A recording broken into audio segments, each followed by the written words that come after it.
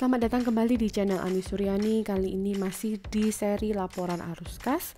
Kita bahas bagaimanakah menyiapkan arus kas dari aktivitas operasi dengan menggunakan metode langsung.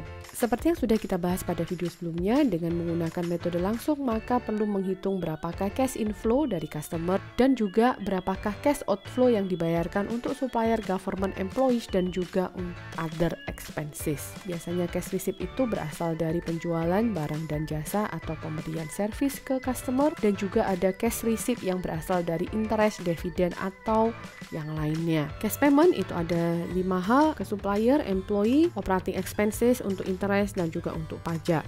Nah, ketika kita mengurangkan cash payment dari cash receipt, ini yang disebut sebagai net cash provided by operating activities. Baik metode direct maupun indirect harus memberikan nilai yang sama untuk arus kas dari aktivitas operasi. Kita langsung lihat ke contoh 1. Di situ ada perusahaan namanya Drogba yang memulai bisnisnya 1 Januari tahun 2019.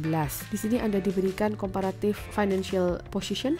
Yang di bawah ini adalah laporan laba rugi. Kemudian ada juga informasi tambahan berupa dividen, accounts payable itu naik karena pembelian merchandise, ada prepaid expense dan accrued expense yang payable itu terkait dengan operating expenses. Step 1 masih sama, yaitu menghitung berapakah perubahan dari saldo kas. 0 ke 159.000, maka ada kenaikan saldo kas sebesar 159.000. Yang kedua, kita hitung cash flow dari aktivitas operasi. Jika di metode tidak langsung, kita akan melihat berapakah net income, kemudian apakah ada non-cash expenses dan revenue yang perlu ditambahkan atau dikurangkan ke net income. Di metode langsung ini kita menghitung dulu berapakah cash yang didapatkan dari customers. Cash receipt dari customer itu merupakan sales revenue ditambah dengan penurunan di account receivable atau dikurangi dengan kenaikan di account receivable. Kenapa account receivable ini kok terlibat lagi di metode langsung? Karena kita menghitung cash receipt from customer itu sumbernya adalah dari sales revenue. Sales revenue itu menggunakan accrual basis, sedangkan di laporan arus kas kita harus mengubah menjadi cash basis.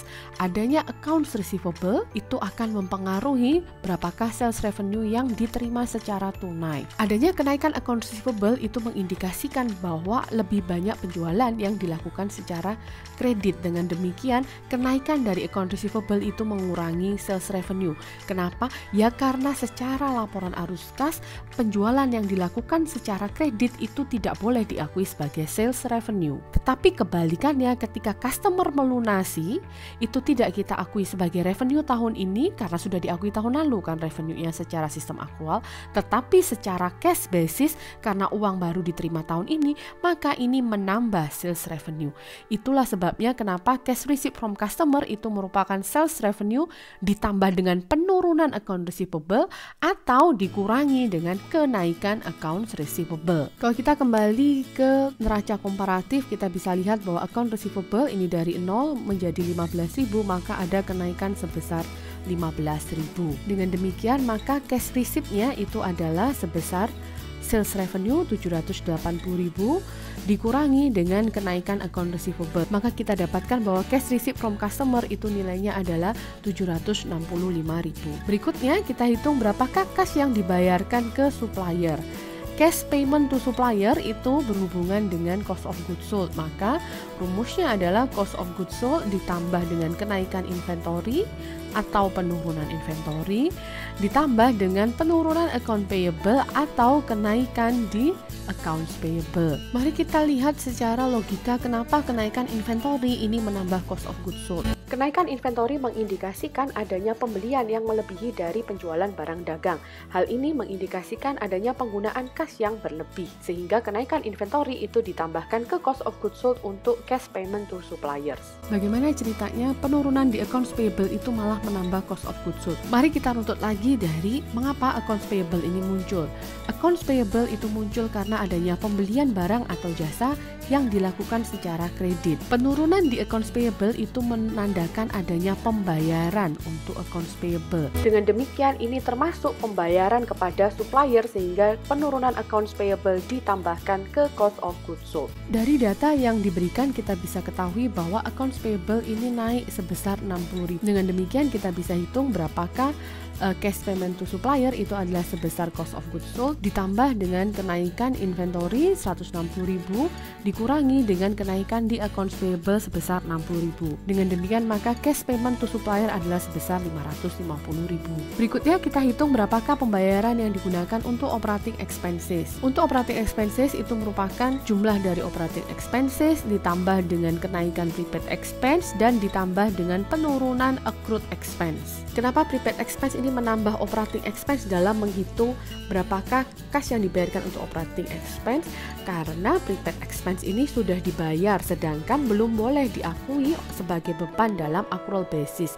Oleh cash basis, apapun yang sudah dibayar itu diakui sebagai beban. Sebaliknya, kenaikan dari accrued expense payable ini adalah pengurang untuk operating expense. Mengapa demikian? Ya karena belum dibayar, maka belum boleh diakui sebagai beban berdasarkan cash basis. Secara accrual basis ini harus dicatat sebagai beban karena terjadi pada periode pelaporan keuangan. Dari data ini kita tahu bahwa operating expense-nya adalah 160.000, prepaid expense yang naik 8.000, accrued expense payable yang naik 20.000. Dengan demikian, kas yang dibayarkan untuk operating expense itu adalah operating expense itu sendiri 160.000 ditambahkan dengan kenaikan prepaid expenses 8.000 dikurangi dengan kenaikan accrued payable 20.000. Maka cash payment untuk operating expense itu adalah senilai 148.000. Berikutnya kita hitung berapakah kas yang dibayarkan untuk government. Ya ini berasal dari tax payment. Diketahui di laporan laba rugi tax paymentnya adalah sebesar 48.000. Setelah kita menghitung satu persatu berapakah kas yang diterima dari customer, kemudian yang dibayarkan untuk supplier, untuk government, dan untuk beban operasi, kita bisa menyusun laporan arus kasnya bagian operating activity. Kita tahu bahwa cash receipt from customer adalah 765.000 dikurangi dengan aneka macam payments, maka kita ketahui bahwa net cash provided by operating activities adalah 19.000. Apabila kita hitung dengan menggunakan indirect method, hasilnya tentu sama. Jadi kita punya net income 112.000, kita tambahkan depreciation expense yang merupakan non-cash expense, lalu kita masukkan kenaikan dan penurunan di current asset dan juga current liability. Maka ketemunya sama bahwa net cash provided by operating activities adalah 19.000. Apapun metodenya, net cash provided by operating activities-nya itu pasti sama. Apabila tidak sama, tentu ada beberapa kesalahan yang mungkin dibuat. Jadi di video ini kita sudah belajar bagaimana menghitung net cash provided by operating activities dengan menggunakan indirect method. Di video berikutnya, kita lihat bagaimanakah cara menyusun cash flow from investing activities.